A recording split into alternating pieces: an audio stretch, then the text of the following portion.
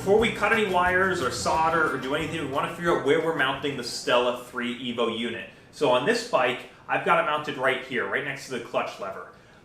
From here, we have to get power from the battery, which is under the seat here. So first thing you want to do is figure out the way in which you want to route your wires. Most importantly, getting power from the battery to the actual head unit here.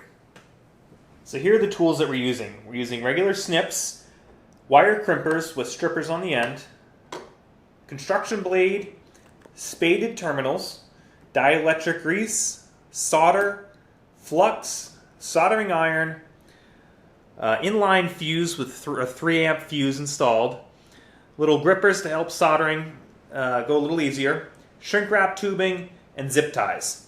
When you order the install kit, this is what you receive. You receive the RF antenna, the wiring for the RF antenna, the mounting zip ties and little rubber standoff hoses for the RF antenna. You've got the bracket, which I've already installed the RAM ball mount on the back, which you have to supply.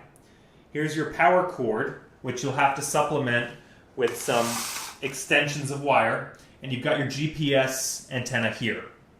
So let's start with an easy one.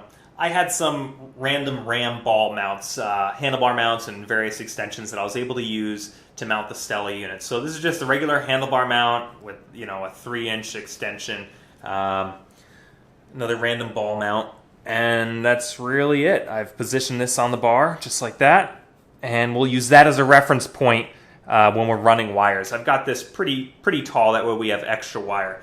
We don't want to run out, so that's it. All right, next we're going to install the RF antenna on the left fork of the motorcycle. I'm going to start by installing it down here, and if during tech inspection they want this to be moved up, we'll just replace the zip ties and move this antenna up here. But my thought is if I go here, there's less of an interference with the tank, and it gives this a clearer shot of the sky or any kind of receivers that this will be trying to communicate with through virtual checkpoints or whatever this antenna actually transmits. So what you're going to end up doing is they give you the zip tie in these little clear tubes. You're going to cinch them down around the RF antenna itself, and then the open ends of the zip tie, you're just going to wrap it around the fork of the motorcycle. Just like that. Get it snug at first, and then you're going to position it wherever it is on the fork that you want. And then once you got it in place, you're going to really cinch those down nice and tight so that doesn't go anywhere. And then when you're done, you can trim the excess on the inside. So now we're going to run the actual cable for this antenna. So we have to get from this antenna back up to the rear of the Stella unit. The side that has a little rubber cap on it, that's what's going to actually thread into here. We're going to start by unfurling this. And any excess, we want to wire this in such a way that any excess ends up behind the number plate. That way there's no chance of this getting caught on any debris, bushes, anything like that down low. And that way it's not flapping in the wind up on the handlebars. So the thought is to have this as tidy as possible with any excess behind the number plate. We can take zip ties and zip tie this in place here. So I'm going to figure out the best way to route this, and then I'll come back to you. Alright, so you can see here I threaded the cable into the bottom of the antenna just so I have a good starting spot there. I'm taking the other end and I'm going to fish it up through these zip ties here. That way it's a few less zip ties I have to use, and it just kind of keeps this looking tidy. So I've pulled this all the way through. I'm going to leave a little bit of extra down here just so this isn't pulled at any sharp angles. Once I get this routed, I'll crank these down so it'll really hold it in place. So from here, this wire is going to continue up and it's going to disappear behind the number plate.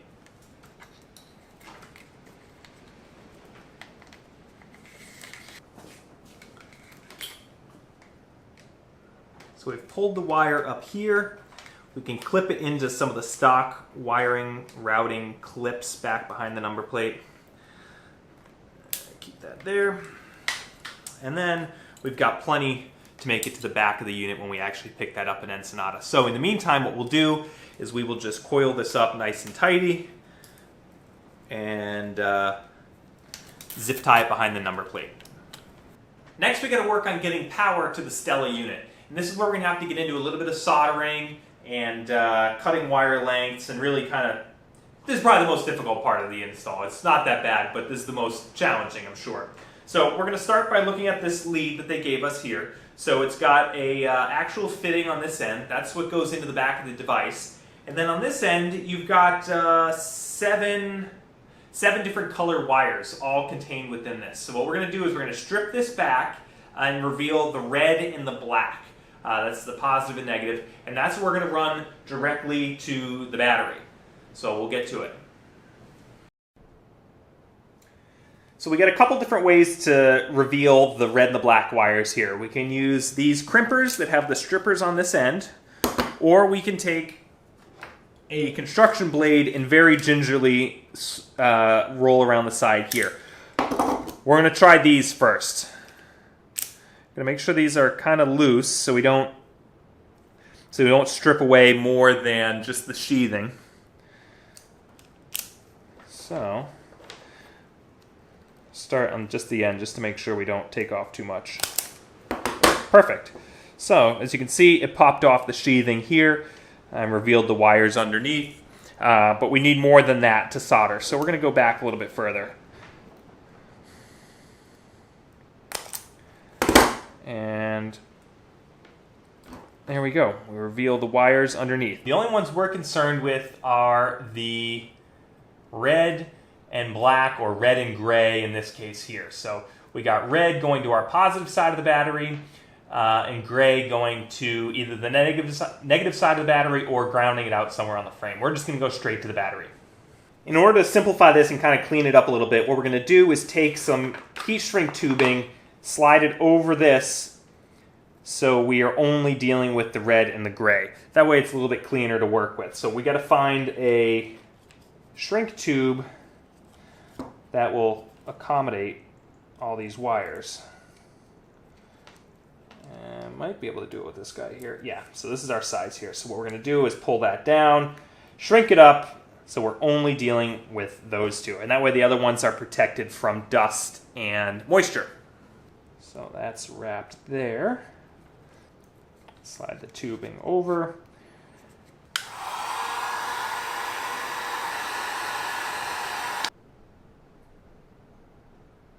So now what we're going to do is figure out how much extra wire, how much jumper leads or whatever we're going to do to get from the end of this cable here to the battery. So when I'm doing work on bikes and anything like this, I want to know where all the connections are, and I want to get to them as easily and as quickly as possible should something go wrong, especially in a race.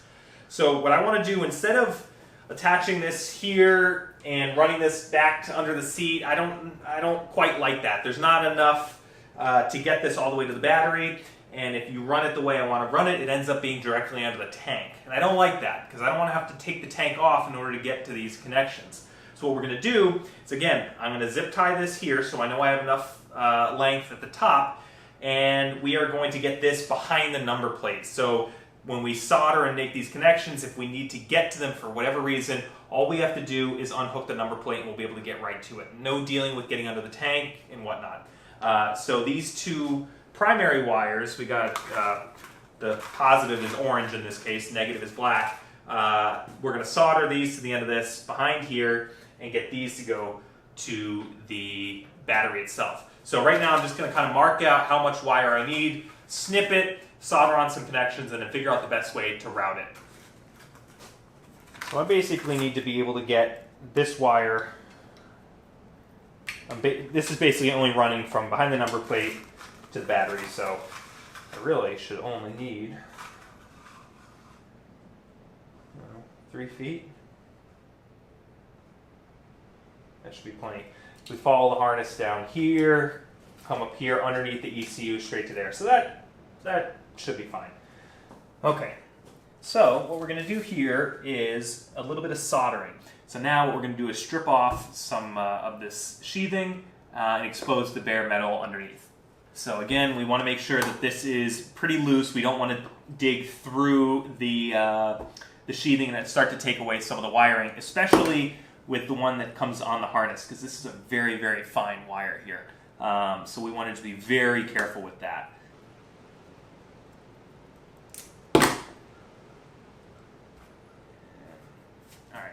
Cool. So we took off about a 1/2 inch of the sheathing, the insulation, in order to expose the wire underneath.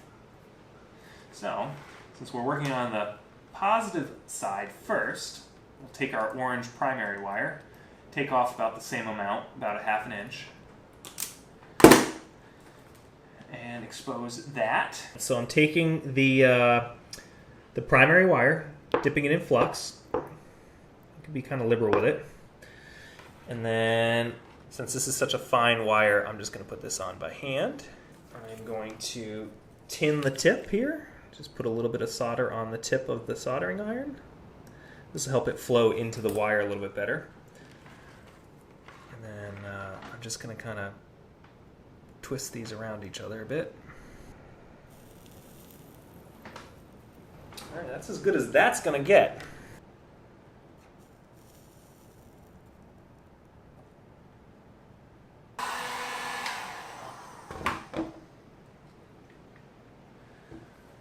Alright, the soldering portion of this end of the wire is done. So looking at this connection again, there's a lot of play right here where these new wires meet the actual harness, because you got a thinner gauge here. I just don't like it. So what I'm going to do is I'm going to slide another piece of heat shrink tubing over that junction, and I'm going to take a zip tie and fish it down through here. Might have to come from the other end. Just to kind of add a little bit of rigidity to that point, because I don't want that to bounce back and forth and end up splitting or causing the wire to break or anything like that. So I'll slide this down here and then shrink this around the zip tie so that you get a little bit of rigidity in that connection. So that's what we'll do.